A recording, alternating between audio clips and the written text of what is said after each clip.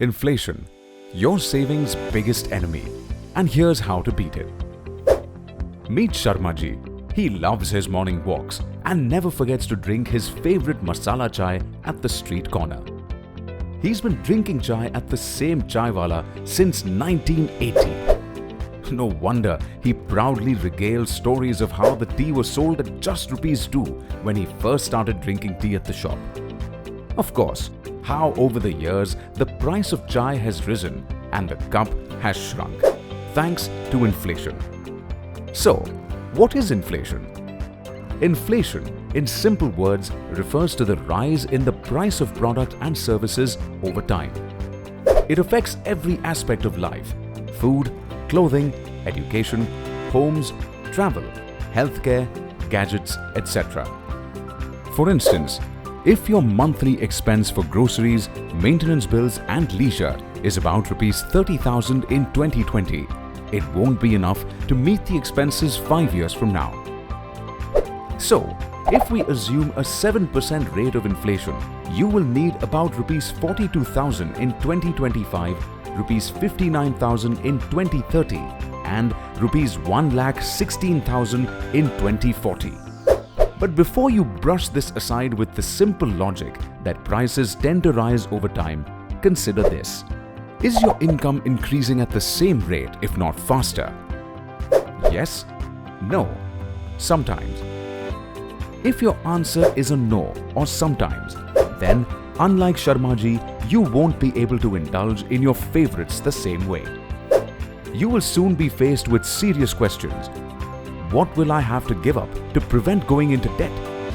How will rising costs change my lifestyle? And if these issues occur while you still have a job, can you even imagine the struggle after you retire, especially if you rely solely on what you save? Inflation can be your savings' biggest enemy, but it doesn't need to. Be like Sharma ji, who managed inflation by choosing investment solutions that potentially offered higher returns. He wasn't a financial wizard. He didn't do any investment mumbo-jumbo. All it took was a little planning and some discipline.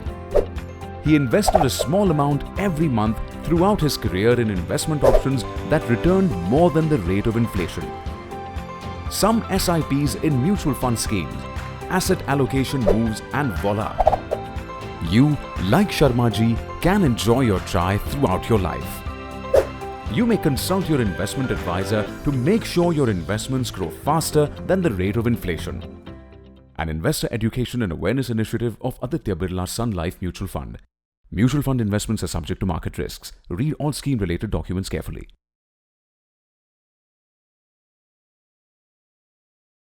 Hello and welcome to the Chennai semifinals of Businessline Boardroom Challenge 2023. I am Srimati Sridharan. Businessline Boardroom Challenge, a unique competition for B-Schoolers, has 3 levels: a preliminary round, a semi-final across 8 cities and a grand finale. The online tests in the prelims tested students' decision-making skills and ability to work in teams. In the semi-finals, the students got the chance to meet and compete with the best minds from top B schools across the country and present their strategies. And in finals, students will showcase their skills by solving a live corporate case. Now without further ado, let's jump right into it. I now request Mr. Vinay Kamath from Businessline to take over. Welcome all to the BL Boardroom Challenge 2023. I am Vinay Kamath of Businessline. This unique case challenge for B-Schoolers is in its 7th year. In the first year of the challenge, in 2017, REBA Chennai was the winner, followed by ISB Hyderabad in 2018 and IIM Ranchi in 2019. SIBM Pune won the contest in 2020, while IIM Shillong won in 2021 and SPJMR in 2022. Till the 2019 edition, the semi-final rounds of the contest were held across 8 cities at B schools which hosted the event. The preliminary round has always been online, where students are administered a psychometric test to assess their decision-making skills and ability to work in teams. The grand finale, where B schools which won city-specific semi-finals competed for the grand prize, had in earlier years been held in Chennai. From the year 2020, keeping in mind the safety of the students and others involved in this contest during the pandemic, it has been conducted entirely online, including the semi-final rounds and the finals as well. This year too, we are conducting the event online, given its efficacy as a convenient medium where students don't need to spend time traveling to various destinations. The semi-finals case will test the participating teams on the knowledge of finance, marketing and strategy and decision-making skills and ability to work in teams. The BL Boardroom Challenge is a unique event which has become part of the calendar of contests for B schools. May the best team win the 2023 BL Boardroom Challenge. All the best. To outline the case for the semi-finals, each of the teams had to take on a role of a consulting company that has a huge knowledge in the EV area. The task for the planning team is to make a 5-year business plan for a newly established company. This company, named Green Mobility India, is a subsidiary of a renewable energy giant. The participants have to facilitate its entry into the electronic vehicles market. They would need to present the dynamics and therefore qualitative and quantitative inputs if green energy can proceed in the EV space or not. The business plan if it feels the company should enter the field. Real impact of the EVs on the environment considering cradle to grave impact compared to ICE and hybrids. Understanding consumer preferences and secondary sources and projecting the market scenario for 5 years. Projected progress of charging infrastructure and its impact on penetration of EVs. Each team will get 15 minutes to present their case and will be followed by 5 minutes of questions and answers. The team will be marked for 50 points by each jury member. The team with the highest total wins. Here is the breakup. Understanding of case points 10. Case analysis 15. Solution 10. Presentation 10. Teamwork 5. Now it's over to the teams presenting today. Good morning, panelists. I'm Abhihas, and this is my teammate Nitika. And thank you for this wonderful opportunity. Today, we'll be presenting to you about the viability of green mobility to enter into the EVs and hybrid segments in the automobile industry. Now, let me walk you through the agenda of the day. We'll be explaining about the current market scenario, followed by market attractiveness. Then we'll take you through the competitive landscape, the customer preferences, followed by product ideas, product positioning, and the demand forecasting that we're expecting, followed by the 5-year business plan if we enter into the business. Let's take a look at the current EV industry in the country. Though the EV industry, EV and hybrid industry in the country is relatively new, barely some 6 to 7 years old, the market has relatively accumulated a humongous size of around $5.1 billion. It is expected to touch more than around 70,000 crores in the next 2 years. So, it's clearly evident from the annual growth rate of around 48% the industry has been experiencing on an average in the last 5 years. Except for the few bumpy rides that we had during the COVID years, the industry has been growing at a humongous pace. And the hardcore of the most of the EVs industry is the charging stations. Even the charging stations have been on rise with a growth rate of around 30 to 40% per annum. There are around 36,000 charging stations currently that are equipped for fast charging and slow charging across India. Now, let us take a look at the external factors that are affecting the industry.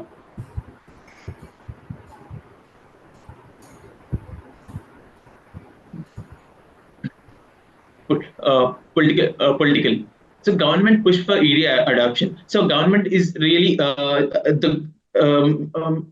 of the schemes that the government has launched, such as the Mission 500 gigawatts, where India is planning to have at least 50% of energy consumption, half of it from renewable sources and half of it from non-renewable sources. The 1,000 gigawatt power that will be available at 2030 will leave us at a surplus energy. So this will be a incentive for the government to push for more EVs, so reducing the reliance on the fossil fuels. And recently, even the government has said its vision of 30% EVs among the automobile industry by 2030. Coming to the economic side, though EVs are around 20% costlier than conventional ICE engines of the same model. For example, a Tata Nexon EV is around 18, 19 lakhs, whether the Tata Nexon regular one is just around 16 lakhs. So this is a difference of around 20% in most of the variants. This relatively higher cost can be recovered in just 3.5 years, looking at the fuel savings and the lesser maintenance expenses. And the long-term savings are relatively higher. So the people wouldn't mind spending the higher amount than the IC variant. The societal part of it, there is a increasing awareness for shift towards the EVs. Last year, around only 42 to 43% of the people were willing to shift to an EV. But this year, the rise has risen by 5%. It's around 48% of the people are preferring to shift towards EV this year. And the growing awareness and greener lifestyle, lesser carbon emissions, and better lifestyle practices is encouraging people to shift towards EV more. Technology. The spending in R&D for EVs and hybrids has been on a tremendous growth. Just last year, we invested more in India. We have invested more than 3,000 crores just for EV and hybrids, and it's expected to touch 6,000 crores in the next 2 years. The anticipated 40% drop in battery prices. The Tesla is also trying to come up with a battery. It's called a million-mile battery, in which they're trying to drop the battery prices and increase the life of the battery to almost 12 to 13 years conventionally. So the new technology is going to make the batteries cheaper and far more efficient in the near future. Environmental part. So BS7 norms are likely to hit the Indian market by 2025. EU is going to be most likely is expected to be implemented from 2024. So with the new EU norms, vehicles are going to become much costlier. Though BS7 norms will get better IC engines, people will be more incentivized to shift towards the EV vehicles. And the EU battery regulations of 2024 will be stopping the EU battery regulations of 2024 will be incentivizing people to move towards more EV vehicles. Law. The FAME 3 effect is expected to be in the market from next year. So FAME 3, the FAME 3 scheme is going to incentivize. The FAME 1 and FAME 2 was significantly important in pushing the EVs and hybrids. In the same way, FAME 3 scheme is expected to be around 15,000 crores to 20,000 crores, which is going to help towards the transition more. And the battery disposal challenges have been quite a roadblock in the industry, in the market currently. But this will be most likely taken care in the next coming years. Now let's take a look at the industry's strengths and weaknesses. Yeah. The threats of new entries is relatively higher. So threats of new entries. There are a lot of new players that are entering the market. Might be startups or might be the old companies like Kia. Though the models of Kia, only 2 or 3 models have been out, or Tesla is trying to enter India market, or might be Toyota is trying to come up with 3 different models, and Hyundai is launching its electric variants. There's a lot of competition that is existing in the market. Bargaining of supplies is higher. Yes, the most important part of any EV is the battery. The battery is 79% of India's batteries, 79% of the world's batteries are exported from China. So China has a really strong hold of all the lithium-ion reserves, and the lithium-ion batteries are exported humongously from the China. So they have a really strong control edge when it comes to the battery technologies. Rivalry among existing competitors, medium. So the rivalry among existing competitors, though there are roughly around 7 to 8 good players, Tata, MG, BYD, all of them in the market, the rivalry among them is not intense, as each company relatively has 2 to 3 models for themselves. So the competitors are not in a entirely tug of war for the market, because the market is growing at a humongous pace. Bargaining power of buyers low. That's what the number of available EV variants in the market is around 13 to 14 good models. So the buyers, though, and the production is relatively low. There's a waiting period of around 4 months to 5 months for few models. So the buyers are not left with a lot of options for them. threats of substitutes, medium. Yeah, the threat for the EV industry predominantly would be cheaper IC engines.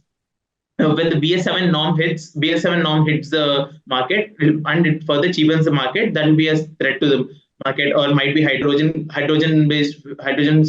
fuel cell based cars or better hybrids. This will be the threat of the substitute, but it's a medium level. Now let's take up the decision that we are trying to recommend to the green mobility.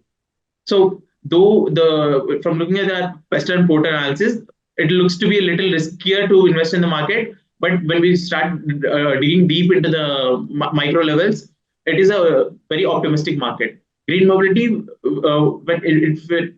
green mobility has a very good helping hand might be from the government supports and its initiatives, or looking at the market growth of around 50% per annum, and the customer increasingly towards the EV mobility makes the market a very beautiful investment to be getting it into.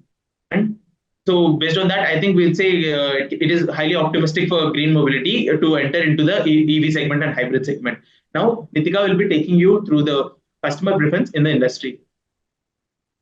Since we decided to enter the market, let's look at the market more closely and understand what customer expectations are in the market and what is the competitive landscape in the industry.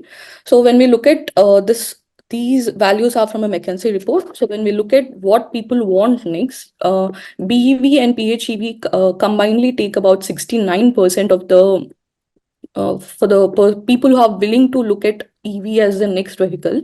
There are 69 people who are willing to do that out of car buyers, and 24% are looking at sustainability. 24% of the car buyers are looking at sustainability, and the perceived benefits that they are looking at is that it's better for environment, the ability to reduce emissions, and the lower cost of ownership.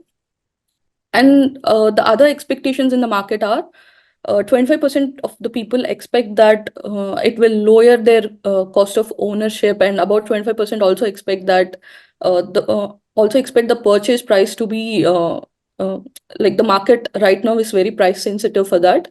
Considering entering India, I think green mobility India should also look at prices. And some of the EV considerations are charging speed, charging data, and the safety of charging stations. These three take the top positions for people who are looking to buying an EV. And when we look at the preferred touch points for customer interaction, it's almost having a website through OEM takes the top place for searching info, and configuring vehicles, scheduling the test ride, and all the others have equal weightage through website. And I think dealer are given more preference when we come to all the next levels of touch points.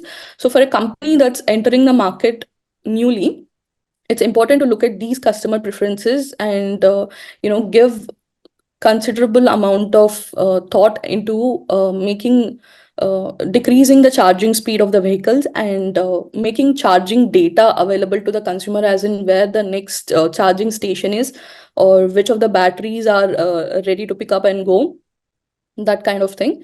And when we look at benchmarking against the competitors, Tata has 72% of the market share in the electric segment, and Toyota is the market leader in the hybrid segment. Currently, there are about 12 to 13 models in different price segments. 10 models in the ranges between 9 to 35 lakhs shows that the competitors are well set into the price sensitive markets of India. And when we look at slow charging, currently the established benchmark is 9 to 16 hours, and fast charging is 1.5 to 2 hours. When we are looking at launching a vehicle, and that when we look at EV considerations, charging speed has become more of a thought for the customer.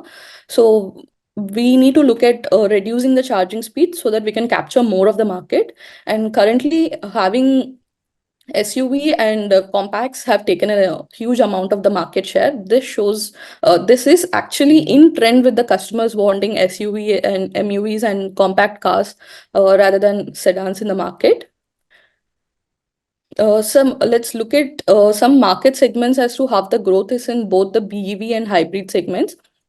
We can see that in the quarters 2021 and 2022 quarters, the amount of hybrids have been slowly rising, and at the quarter of 2023, hybrids have almost taken over 2022 and 2023. Hybrids have almost taken over BEVs, but in the quarter of 2023, there is a decrease in the amount of hybrids. This is not due to decrease in the demand from the customer side, but Toyota stopped the production of the cars, even though there was a backlog of orders. But it continues to rise again in the third quarter of 2023. So this shows that there is an equal amount of consideration from customers for both BEV and strong hybrids. So choosing the right model. So since we want to enter and we have understood some thoughts about the customer landscape and the competitive landscape, we now have to decide what model are we choosing. So one of the sources that we have understood from shows us that 60% of the customers are interested in the battery electric vehicles, and about 40% are interested in the hybrid vehicles. So I think this would lead us to consider, I think Green Mobility should consider both pure EV and hybrid EV to enter the market. So depending on that, the product positioning strategy would be that of hybrid EV should be placed 15 plus lakhs and given mid-range features, and it can be an SUV or MUV. The positioning strategy will be that of a will show the customer that you can shift seamlessly from short distances to long distances through the hybrid model of parallel hybrid model of the motors. And for pure EV, it can be placed at 20 plus lakhs and give premium features with SUVs.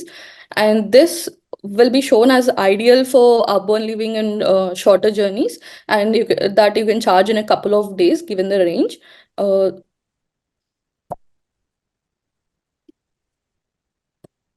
So yeah. So given this idea of what people are expecting and how we should position Green Mobility's products, let's look at some demand forecasting. So India wants to go from 3.5 million to 6.5 million cars in the next coming 5 years. So that would average at a rate of 8% growth rate. And the ambition is to sell 20 million electric vehicles by 2030. So that translates into an average of 35% of growth rate annually. And even though that translates into 35%, and that is what government and India have an ambition to sell, the market research suggests that the growth for EV is 45 to 50%, and hybrid is 30%. This shows that the average growth rate per annum per EV is 25% and hybrid is 23.5. Considering those numbers, we have done a demand forecasting here. So these demand numbers are conservative numbers because the forecasting we have used is a bit optimistic, and the product and market developments are still in the nascent stages. And this is what we hope that the market will at least reach to. So considering these demand forecasts, we have done a 5-year business plan for Green Mobility India. According to our predictions, we are willing to capture about 3.5%. 5% of the market in the first year. So the benchmarks we have taken for hybrid is for hybrid, we are taking at Maruti Invicto as our benchmark, and for EV, we are looking at Mahindra M&M XUV 400. These have entered markets in the last year and have already captured 8,000 and 4,000 cars respectively. Considering that these are brands that are already in the market and we are new to the market, we are expecting to only take about 4% of the market share and then increase the market share slowly. We are looking at 600 CR investment in plants that would produce about 15,000 cars initially, and then a couple more investments down the line. And when we are looking at charging stations, we want to increase the charging stations for the first 5 years and then stop producing more charging stations because I think public charging stations will come up by then. And Green Mobility's own charging station investments can go down, but the revenue generated from those charging stations will stay constant. And considering the total expenses are considered as taken from the benchmark of Mahindra and Mahindra, considering the revenue that we are expecting to generate. And given this scenario, we are expecting a payback period of 4.66 years. And to conclude, I think Green Mobility India can enter the market since all the factors that were established before clearly say that it's a growing market, and the product development is also in nascent stages for most of the companies. So I think it'll be easier to enter the market now. And yeah, considering the payback period, even though if there is any less demand than we thought, it would only it would only increase the payback period by 1 more year. Thank you. Yeah, thanks. Good presentation, Nikita. And Abhihas, Sanjeev. Thank Good presentation overall, quite comprehensive. So Abhihas and Nikita, like you were saying that it's a new company. If you go, because the last page always stays in mind, you are expecting a 3.5-4% market share in the first year itself. Yes, because we have taken benchmarks for both hybrid and EV. So one of the hybrid consideration was Maruti Invicto. It sold about 4,000 units in the 2 quarters that it was present in the market. It was launched in July 2023. So for 2 quarters, it has sold 4,000 units. And we are expecting to sell only 2,500 units for the entire year. Considering we are spending so one of the things that was mentioned in the case is all the auto companies together are spending 3,000 crores in advertisement. On averaging it for all the 7 to 8 companies that are present in the market, we get about 400 odd CR. So we are spending the average amount, even though we are a new company. And I think establishing those online touch points that people want, I think we would be able to garner enough demand for that. So considering the Maruti Invicto's 4,000 cars for 2 quarters, for 1 year, I believe 2.5 K cars is viable, you know, it's Any trend you viable. studied from the industry, like any new vehicle manufacturer, even if it comes to the normal market, not just the EV market. Let's say Citroen was a new entrant a couple of years back, or Mhm. Jeep came 6 years back. Uh, any such data you have with you to compare that? What sort of a market share does a new entrant get? Because these are established brands. You speak of Yeah, so Maruti or Tata. Citroen has a currently market share of 3.5%. BYD has 2.9%. Right. Hyundai and Kia have very less market share, No, but I'm saying when they a also new player comes in, yeah, first Citroen year, what and sort of market share did it get? Any idea on that? Citroen has gained 3.5% market share. Okay, but how long did it come back in the market? It's there. In the very first year, say it launched, that Okay. year, what market share did it get? I think no, so I don't have the data, sir. So, but on the similar lines, I think we have the data for Ether and Ola Electric also. So, the Ola Electric, they just launched everything in 2021. They almost capture a market of around 44% or something. So I think as the EV in the segment itself is a kind of a blue ocean. So the growth, I think, we can't directly correlate with the ICE market. That's what we arrived at after considering that. Okay. And what about the dealership network? What strategy do you suggest for that? Because cars, if you see currently, I guess almost 100% get sold through dealership network only. So, that anything of that, would you like to share your thoughts on? So one of the things from a McKinsey report that we have taken to our sources was that uh, even though the searching info touch point was that of a OEM website, the next all touch points for taking a test drive or buying the car uh, or like kind of every other points of touch points were that of dealers itself. People were giving 50-50 preferences. So I think since there are already established dealers in the market, it would be easy to take that way into the markets rather than establish own OEM mark. So what you're saying, it will be a multiple dealership, that a dealership would be selling Maruti, Tata as well as this new company. No, like dealerships can take individual itself. That is a point. How But long would it take to establish a dealership network, Nikita and Abhihas? If you come up as a new auto company, say tomorrow you decided to start it, how long would it take to open your first whatever store or dealer, whatever you can say? How long do you think it would take to start that? And how many dealers do you think you'll appoint in the first 1 year? I think it would take us 6 months to 1 year to come up with a dealer And list. then how do you expect a 4%, 3.5% market share in the first year? So because the first year we're kind of we gave it as a year zero. Even the 2024 to 25, we're expecting that time to set up the industry, increase our dealer network, talk to them, make more connections, spend on marketing. So that's the reason we didn't calculate any income for the first year. That was only investments for the first year. From the second year, from 25 to 26, is the year we're expecting the outflow of, I mean, the cars selling and delivery So will how many start happening. dealerships do you expect to be set up in the whatever 0 year, first year? I mean, the 0 year, as you said. How many dealerships can the company expect, and what sort of costing would go into that? Our first priority would be the tier 1 and tier 2 cities, so because that's where most of the penetration is happening. So we didn't arrive at the exact number, but on an average, we arrived at in big metros. In all the big metros, we'll be having the city capitals. We'll be providing at least 5 to 6 dealerships in the first year. I mean, in the first one. So for each metro, so that will get us around 100 to 120 dealerships. Sorry, Abhiyas. Sorry, Abhiyas. From which city both of you are? Sorry, sir. Which city are you currently like? Or which city are you from? We were Chennai. in Chennai, sir.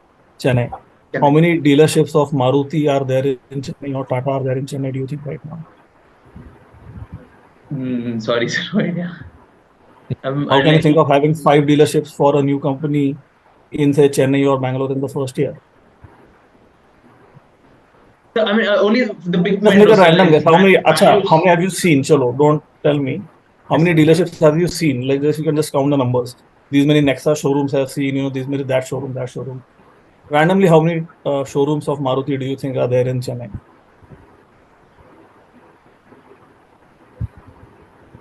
So I Okay, leave it. think One more thing. You're talking of passenger cars. yes, sir. Any thoughts about the two kind of customers? One is, the cab, to say the institutional selling, whatever you can say. Second is the individual customer. So, any thoughts on that?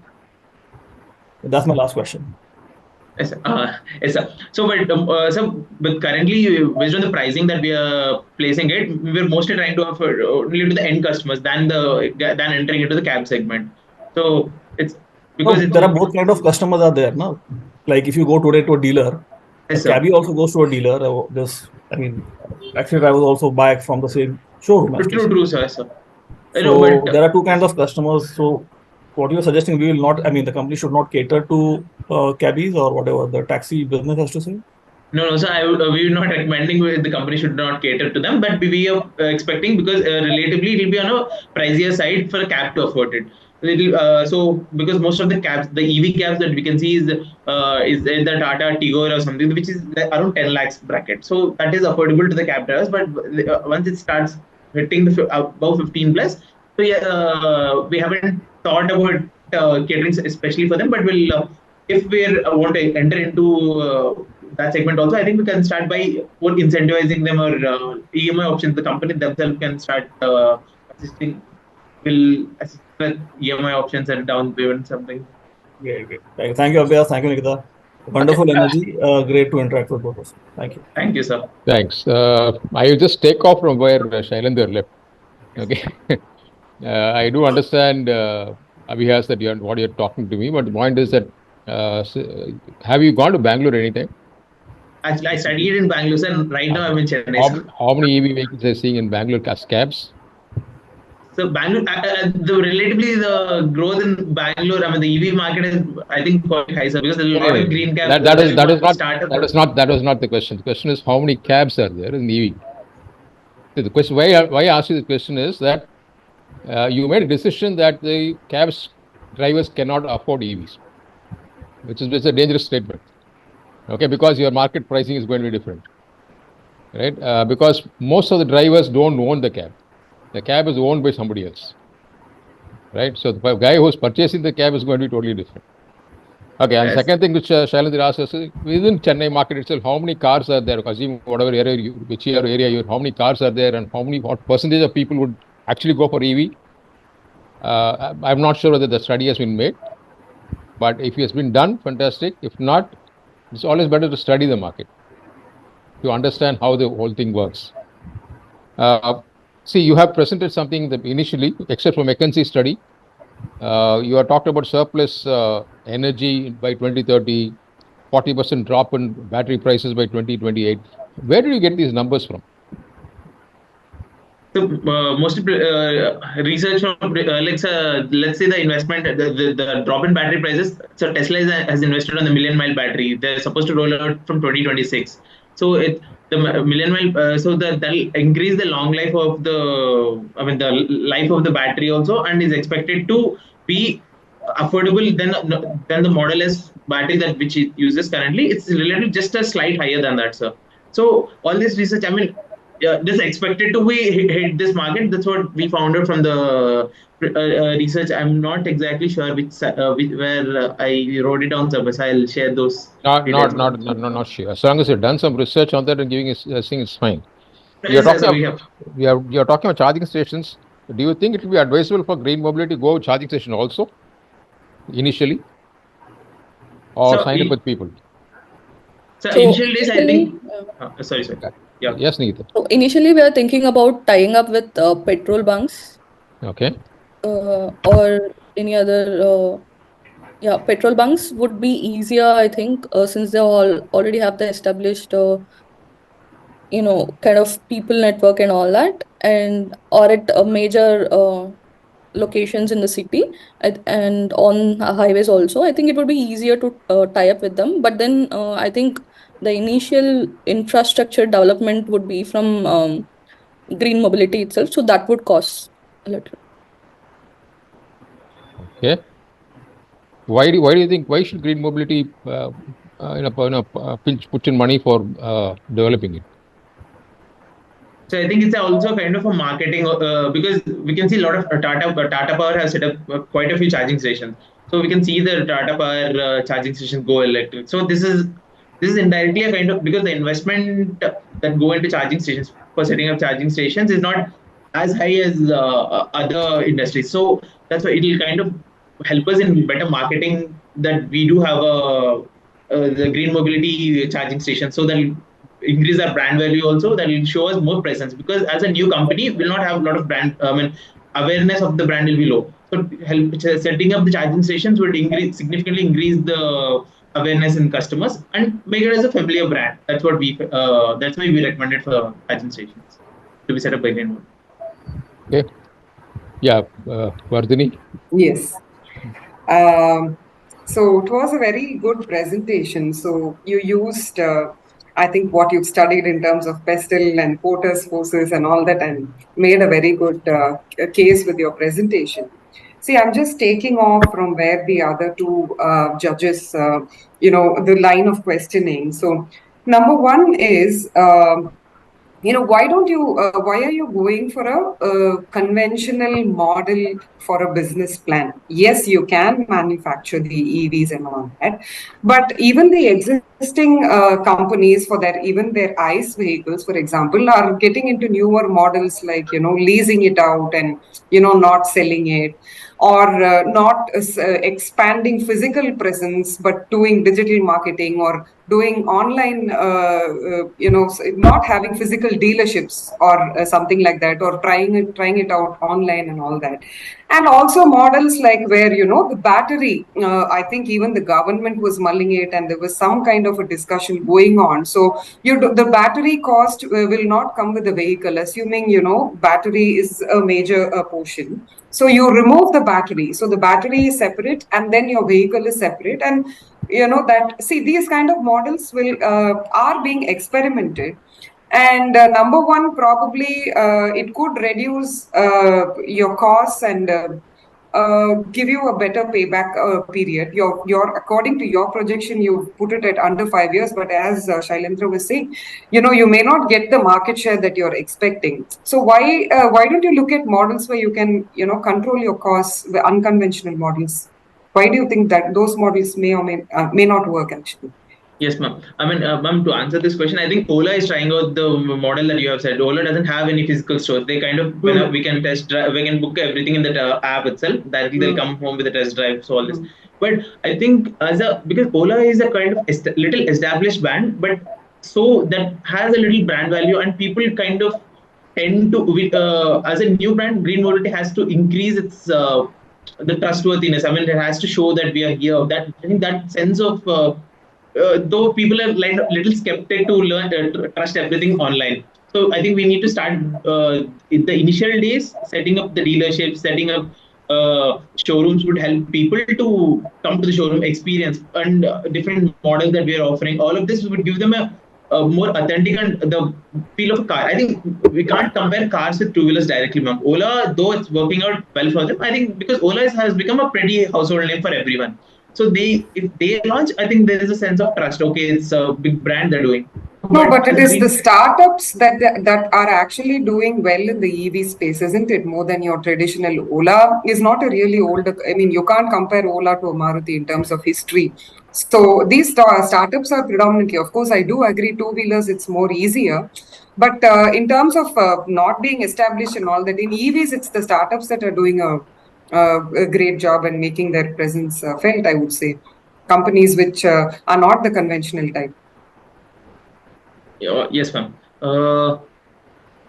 So we are not, it's not like we are saying no to it, but at the initial points, we want it through the traditional way so that people feel a bit of comfort with the brand. You can have experience centers instead of dealerships. A lot of experience centers are springing up. Of course, they may be for slightly smaller ticket items.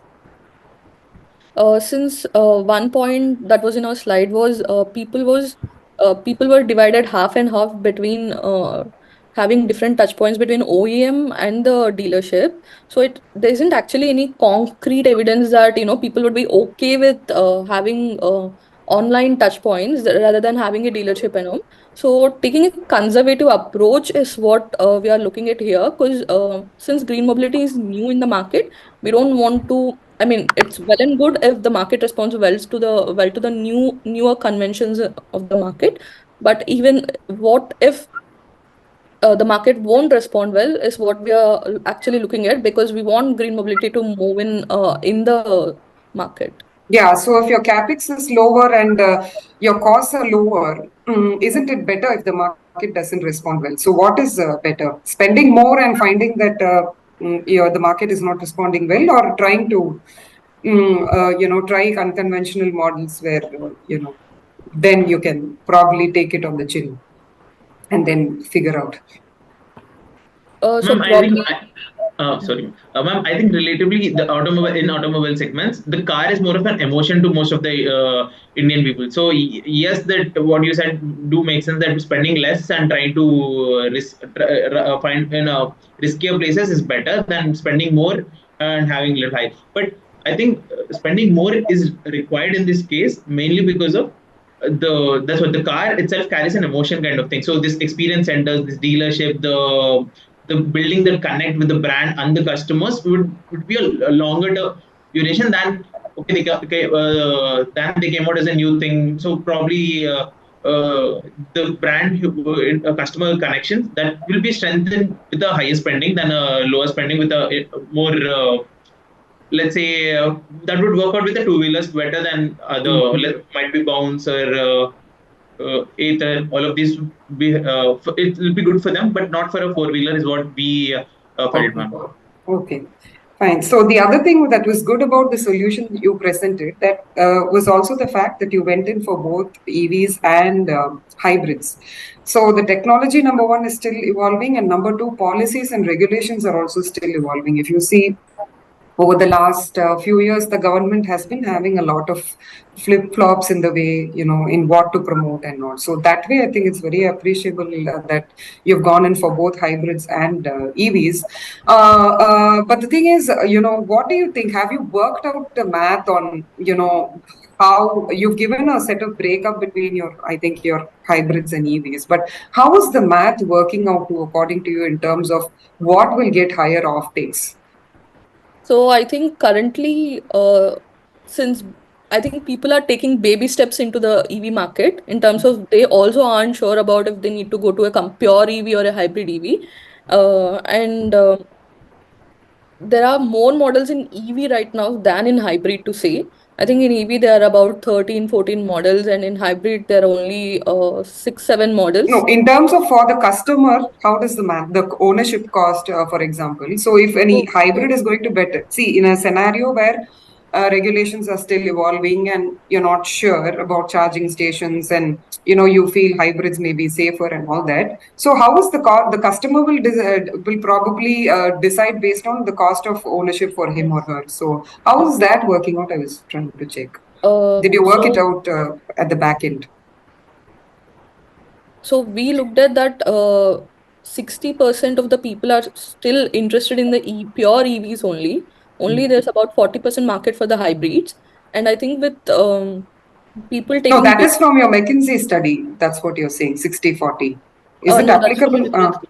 That's That's from okay. industry Is study. it for India per se? Because the regulations, Yeah. taxation, everything is different in India. Yeah. So right now, hybrids have 43% tax rate, and EVs have 5% tax rate. But still, somehow people are taking baby steps into pure EVs. They are not considering the numbers that we have shown. It's quite evident that the preference for both EVs and hybrids are at an equal right now. And considering, in the future, depending upon government incentives and government norms, there might be more consideration into pure EV, but right now it's on a bit low. Okay. And this last question on charging stations, I too had it. See, a lot of companies are getting into setting up charging stations. So why would you want that additional burden on a vehicle manufacturer? Would you not be better off without it? The revenue part of it it's only a secondary revenue for a Yes. manufacturing company. So why would you want it actually? So we are only doing it for the first 5 years. Then we are not entering into setting up any new EV charging stations. The initial were to be easy accessible touch points and kind of raising awareness in the market. You see an EV charging station and you look at, okay, this is a new company. Maybe we can look into that kind of thing. And significantly, I think it would increase the trust of people in the brand. Seeing having many touch points around them, I think it would when you repeatedly see the brand and all, it would increase the brand awareness and kind of interest in the brand. So that's what we are looking at initially. And after a couple of years, we are actually stopping putting up any new charging stations, and I think public charging stations will also take over by then. Okay, fine. Good presentation. All the best. Thank you, ma'am. Thank you. Thank you, Team One. Good Thank you. comprehensive presentation by Abhihash and Nitika. Almost pronounced the name as Nikita, but it's Nitika. Okay. So thank you for participating and all the best to both of you. Thank you. Thank you, sir. Thank Thank you you, so ma'am. You much. Thank you, you sir. may exit now. We now have a special education AV from Aditya Birla Sun Life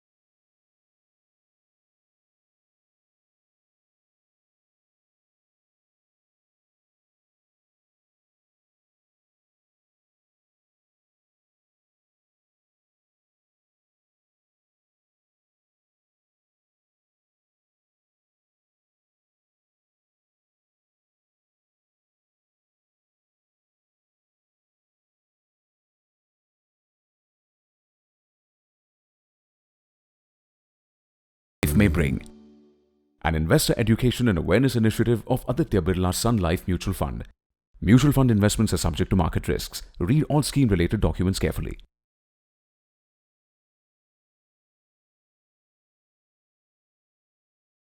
Afternoon, people, and I'm Pooja Shri, and along with me is Priyadarshini, and we are from Coimbatore, and we have planned to propose a business plan related to electric vehicles. Our topic of today's presentation would be plug and poised navigating the electric vehicle landscape for sustainable growth. So, as India is waking up for the need of greener future, from the smog clogged cities to a past farmlands, we are feeling the effects of environmental neglect.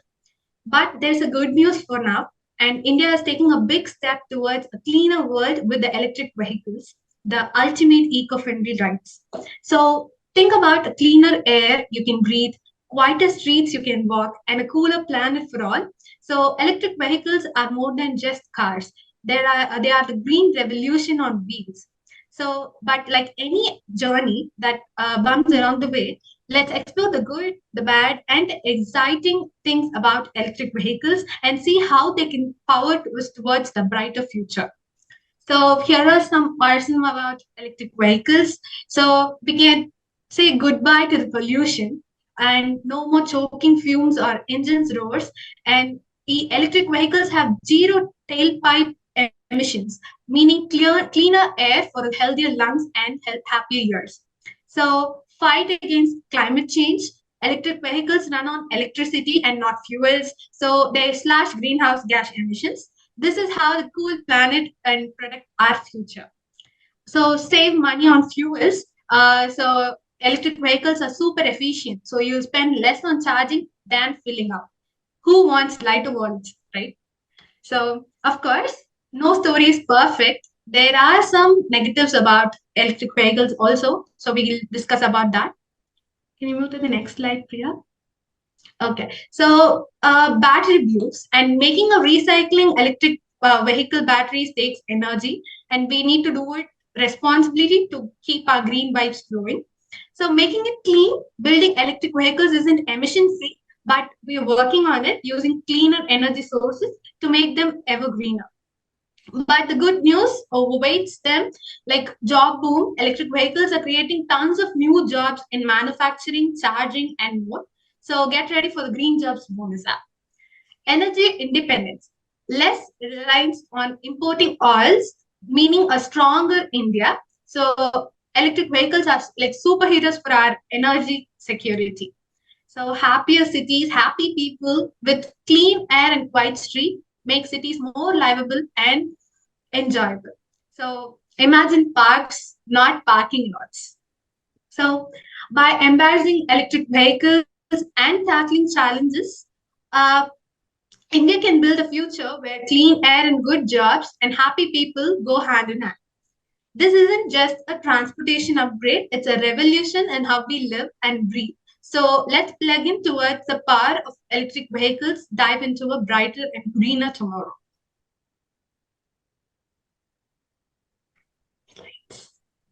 Slides. So as I discussed earlier, all those positive triggers would be the environmental positivity to lower operational emissions, but higher battery production and disposable impacts.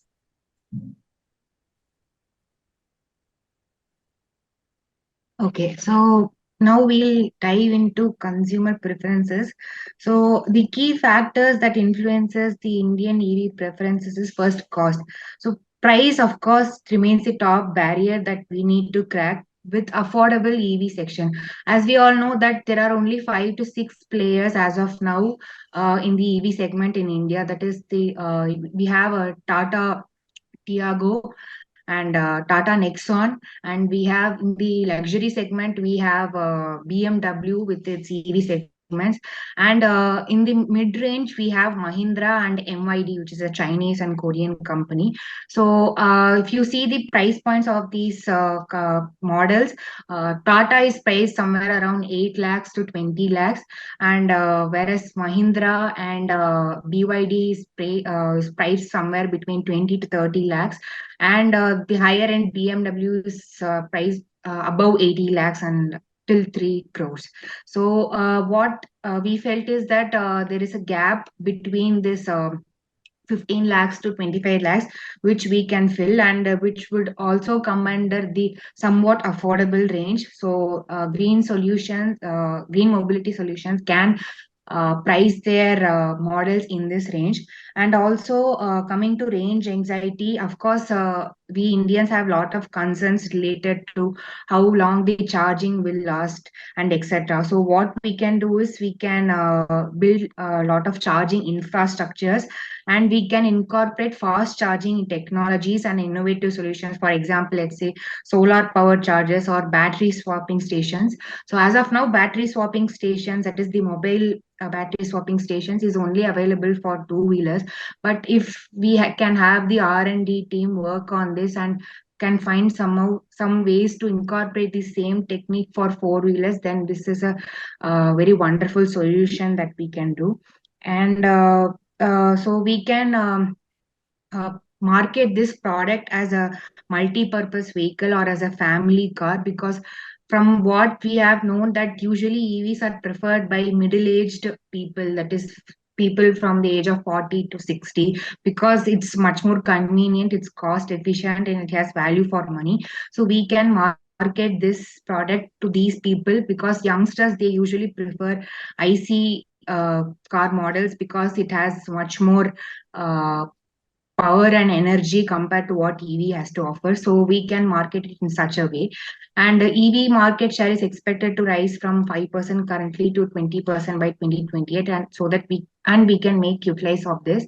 And hybrid market will be at a stable point, or it will decline slightly. And also it will be hard for us to penetrate the hybrid market, because we already have big players such as Toyota, Kia, and Mahindra and Tata exploring the hybrid market. So it would be very hard for us to compete with the already existing well-known players. So it is preferable to explore the EV market well, and put invest a lot in R&D to create new solutions. As we know that Ather, which is an EV two-wheeler company, which is completely new, has built its brand, it has established itself in the market, in the EV market well. So that similar model we can implement it in our as well.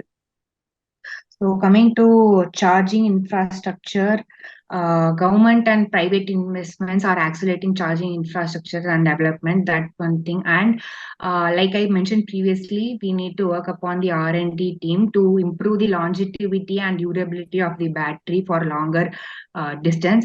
And one more thing that we can do is, and this is something that the Tata Power is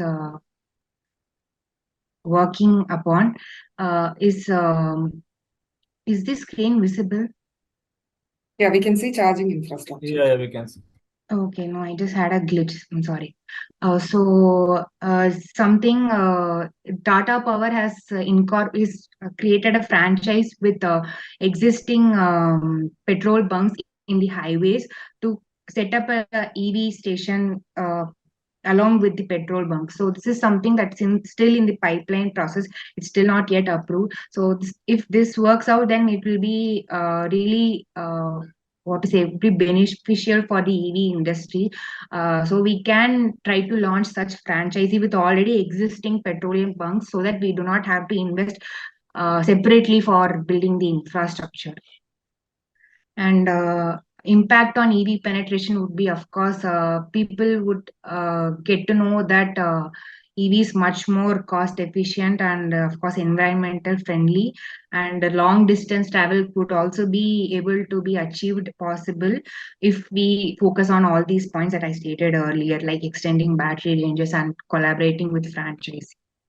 So the business plan for the next 5 years would be year 1 and 2 would be investing in the R&D. That is, like I stated, battery durability and battery longevity, and technology partnerships like partnering with already existing players such as Tata for outsourcing some of the uh, what to say components of the EV thing, and pilot charging products.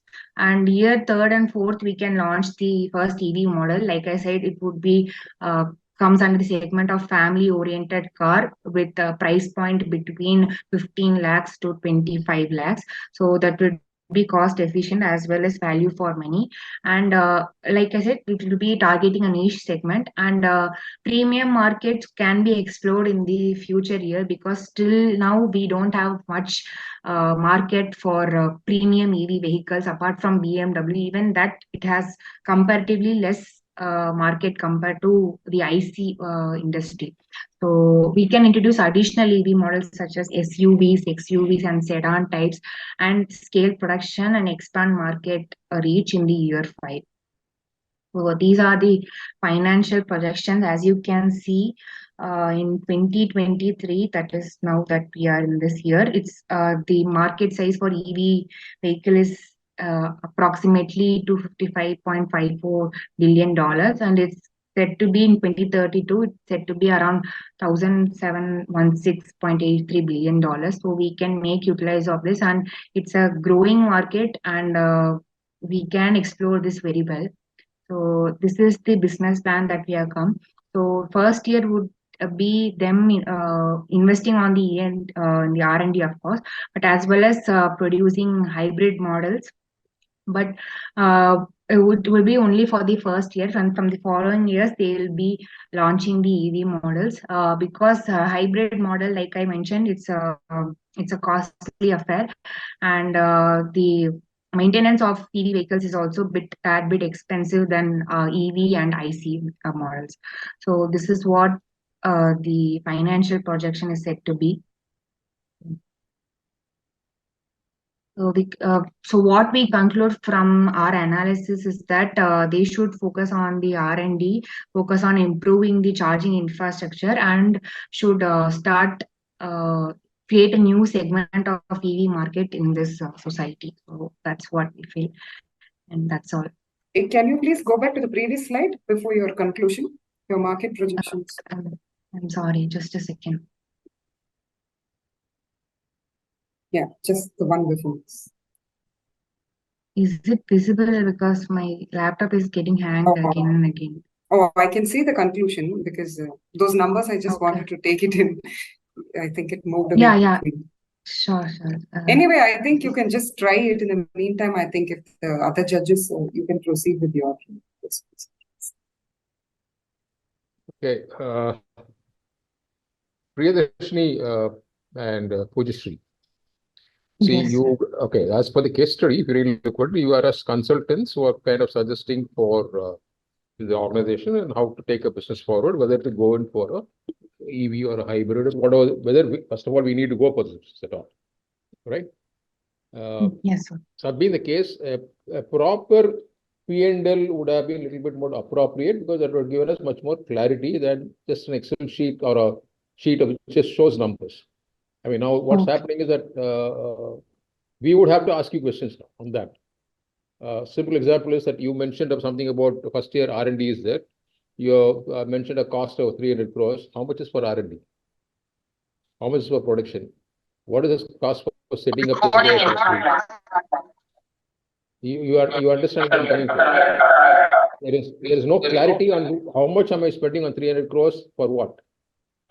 You are very specifically insisting on the R&D from the very beginning, which is good. Okay, fine. You wanted to do something very unique, so that's what you wanted to try. But the problem is that I do not know how much you want to spend for R&D. So if you're spending, let's say, even 100 crores, are you spending 200 crores for investment on setting up the plant, or how much are you doing?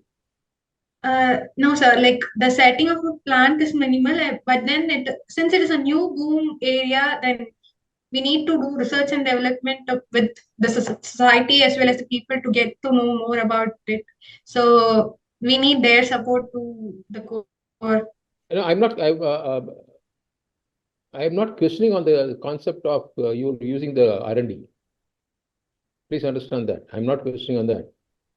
Yes, sir. What I'm trying to say is that when you're making a presentation, Sri, what you must understand is that I need to have a clarity.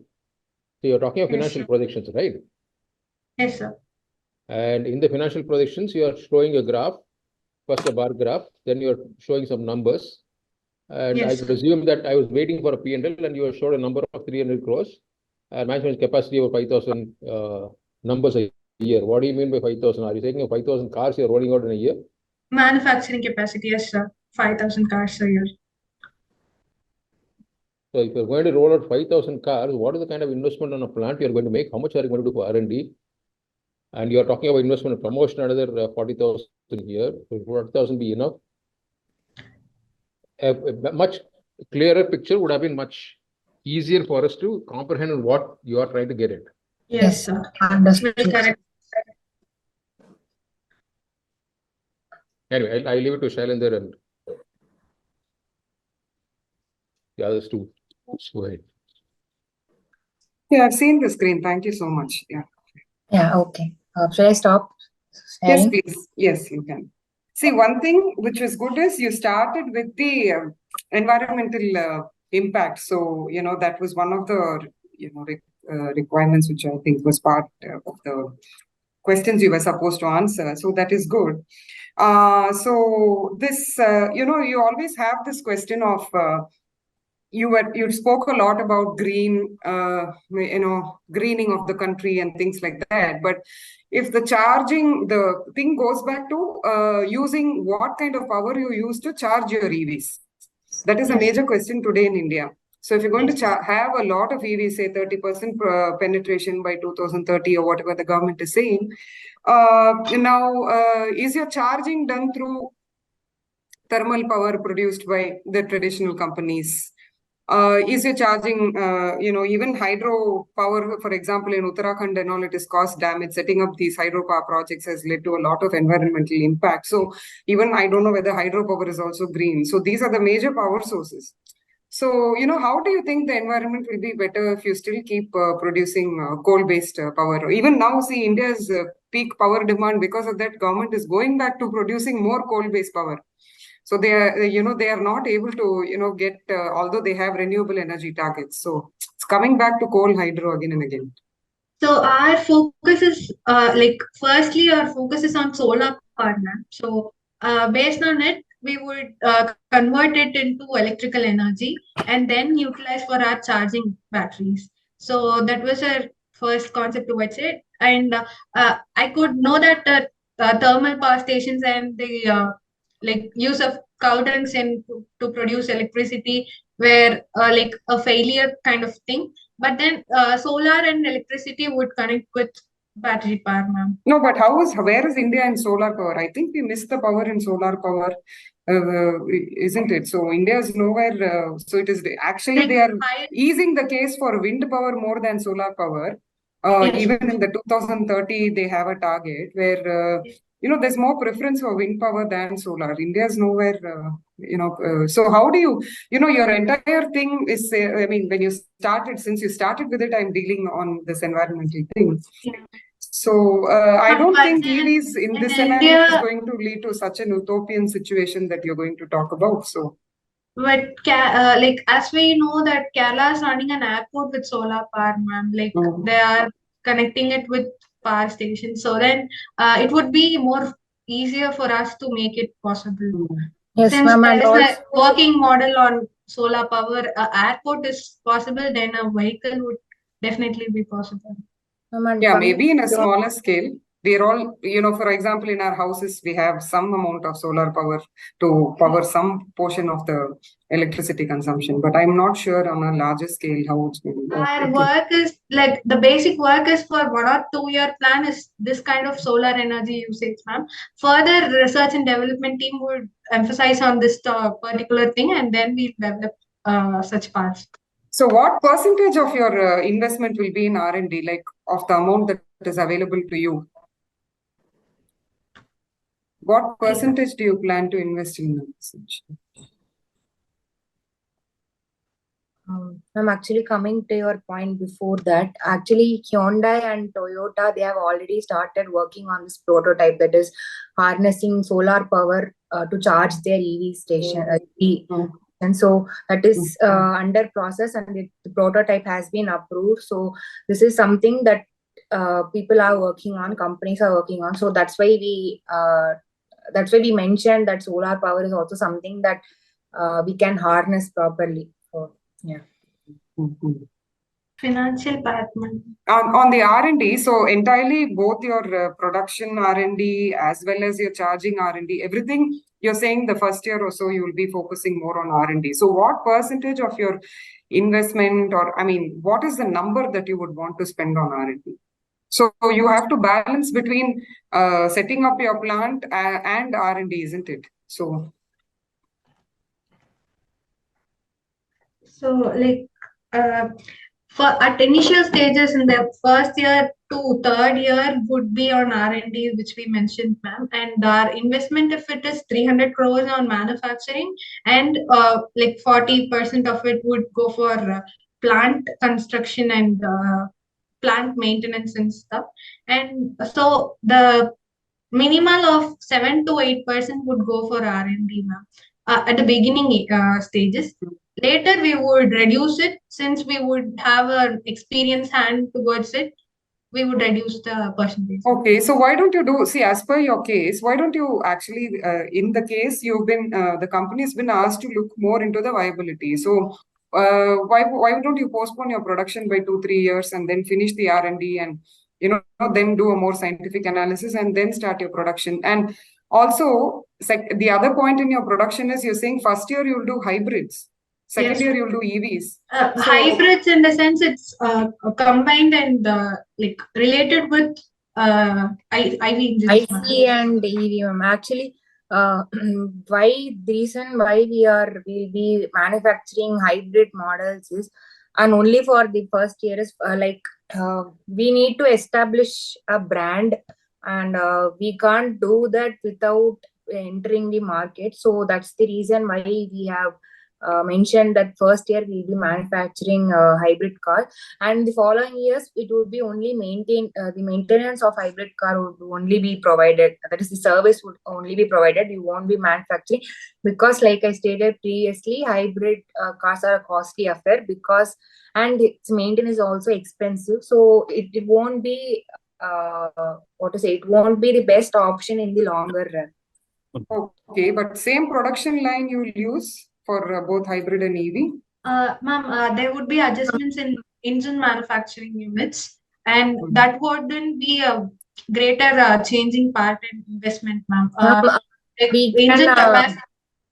We can outsource it, ma'am. Actually, we feel that outsourcing it would be much more profitable than doing it ourselves, because like I mentioned, that there are a lot of players already exploring the hybrid market. So we can outsource it to them. So because they have better technologies and better R&D team to work upon that. So we feel that outsourcing it would be the best option for hybrid. And as you asked for the next, why can't you just stop and do R&D for first few years and then start, ma'am? We wouldn't get a practical exposure in the field of manufacturing until we jump into it. That's why we thought of starting it with something and then continuing our R&D partner. Okay, fine then. Yeah, Shailendra, you can go ahead. Thanks, ma'am. Good presentation, Pooja Shri and Priyadarshini, especially even after your health scare. Good to see you back. And as Madam rightly said, you made a very nice poetic case, I would say, in the beginning for EV. That was a very nice start. Surely, I'm sure all of us do believe that EV is the future. So yeah, good way to start. Your overall presentation was much more, as we say, a helicopter view. It was more of a larger view of the markets and what is the situation in the EV industry or the electric vehicle industry overall, I should say. And as Sir pointed out, the specific purpose of the case study is whether or not this company will go ahead with entering the Indian market. And as you said that you will focus more on the R&D part, and you will launch the vehicles also simultaneously along with it, hybrid and That was like hybrid engines would be manufactured with outsourcing of some already in the field cracker. So that would not be a big investment for us, sir. And R&D team investment is just 7%, sir. It's not much larger than the plant construction or the right. promotion. The thing is, R&D regards what? Because there are so many aspects of EV. Yes, One sir. is So the charging, R&D, second is the components, third is surely most yes, important is battery. yes, So sir. which R&D are you looking at, and So why? basic negativity in our thing is batteries, sir. So charging batteries comprise of several lot of energy usage, and to reduce it, we first prefer that part of R&D, sir. And later about the engines and the comfort of the vehicles. Like people do think that it can't be for a long run. Electric vehicles are just for a short span, and we would like to Like think. like Pulshi mentioned, usually EV vehicles are not preferred for hilly region because it doesn't have that much of a power and capacity to pull the entire car along with the passengers up the hill. So usually EVs are not preferable. So the R&D team can work on this as well as the battery durability and longevity. So that is something that mainly the R&D team will concentrate on. Right. As you know, auto industry works on a tier 1, tier 2, tier 3 supply. I'm sure all of you are aware that say Maruti doesn't make its components. It has thousands of suppliers of components. Those component suppliers in general, in return, have their suppliers. That supplier in return, like there is a nut bolt manufacturer, there's a spring manufacturer, which will go into some component which will eventually get fit into the car somewhere. So there will be a number of suppliers which come into that picture. Now, the research primarily, as you said, is more on the battery part. So is that not the responsibility of the battery manufacturer to do the research rather than this company? So our manufacturing part in the finance section was including battery manufacturing, since we would like to bring it more customized But and like as you said, for initially tropical you will be regions. outsourcing, like you said, in your That is for hybrid, sir. Like only for hybrid fair enough, even a hybrid manufacturing. also, if you say, whichever part you say, the hybrid Yes, part you say with the battery part, you'll be outsourcing. So the R&D of sir. that should be done by that. Hybrid for hybrid vehicles, we don't need batteries, right, sir? So, like for a hybrid thing, we would outsource for engine things, sir, and the other body construction and For, interior. for hybrid models, basically the thing is that it's a combination of internal combustion engine as well as battery. So you don't actually need to charge the battery at all, sir, in hybrid model. The battery is only to give the start when you start the engine, and if your car runs out of fuel, then only the battery will take place of it. So that's the entire concept of hybrid model.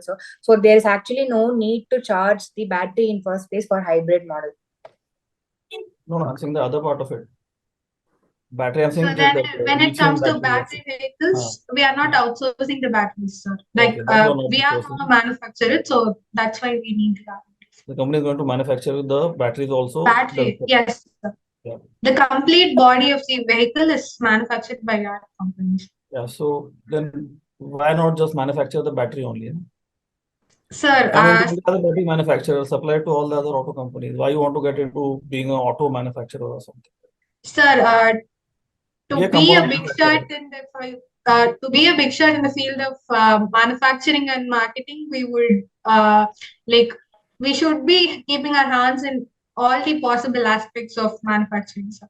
So our large scale goal is to manufacture an EV vehicle, like electric vehicle that would have a best battery capacity and battery energy power consumption.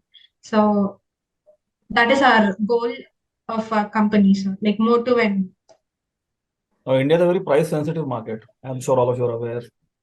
Yes. Any views you have on that, how your product will be placed in that, with that as a deciding Yeah, Geographical marketing. So yes, sir, like geographical. you mentioned, as of now, the EV cars, especially four-wheelers, are usually preferred by family people, I'm family-oriented saying people. competition with other EVs, not competition with non-EV. Your EV, there are other EV manufacturers who are, say, Tata has already taken lead, Yeah. and there are others are there, Hyundai is there. Sir, So, Tata's how is your taken pricing lead. going to be? Is it going to be better than them, cheaper than them? You're looking at the premium segment, luxury segment, or the entry level segment. What is that? What is any thoughts you have on that?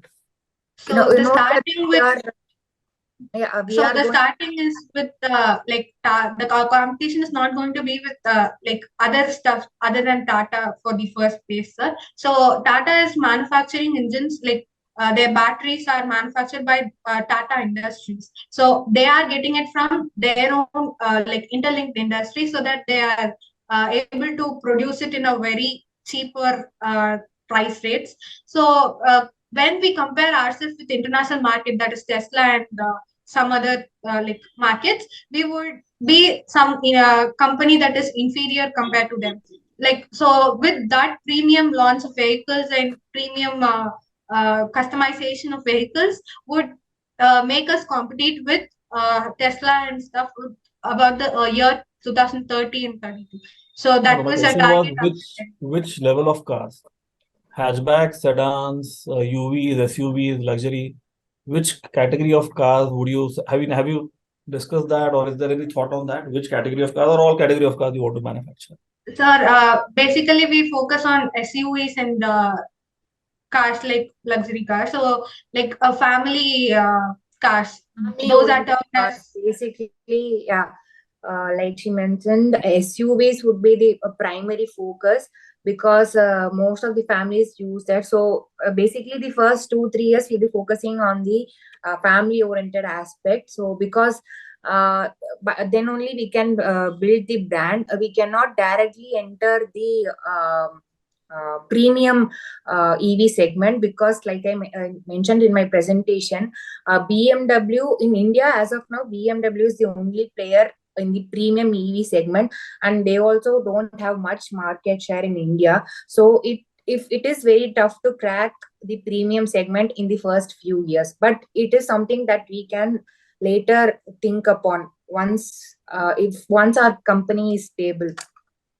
And one of the resources, like with research work, state that there is more than 80% of families living with 4 members in Indian society. So our target I didn't get what you this said. research would be on like SUVs. What?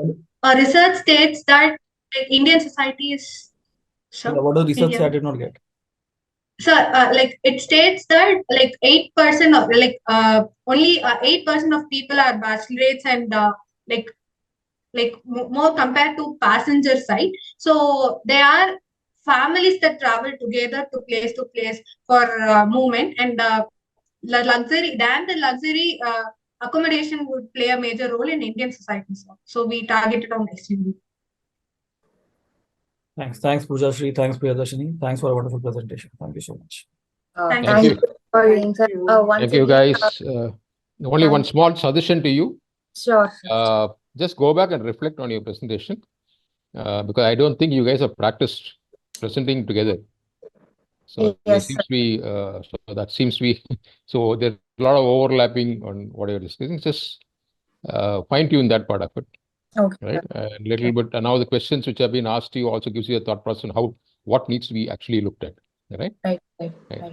Okay. Wish you guys all the best. Thank you very Best, much. yeah. And once And again, apologies for the Yeah, post. No, that's no, okay. no, not an sorry Take issue. that care. I You should couldn't take care make of your it. health. Not an Health is issue. important, yeah. Yeah.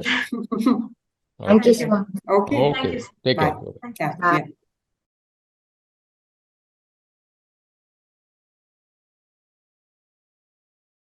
Thank you for watching. This is Businessline Boardroom Challenge 2023.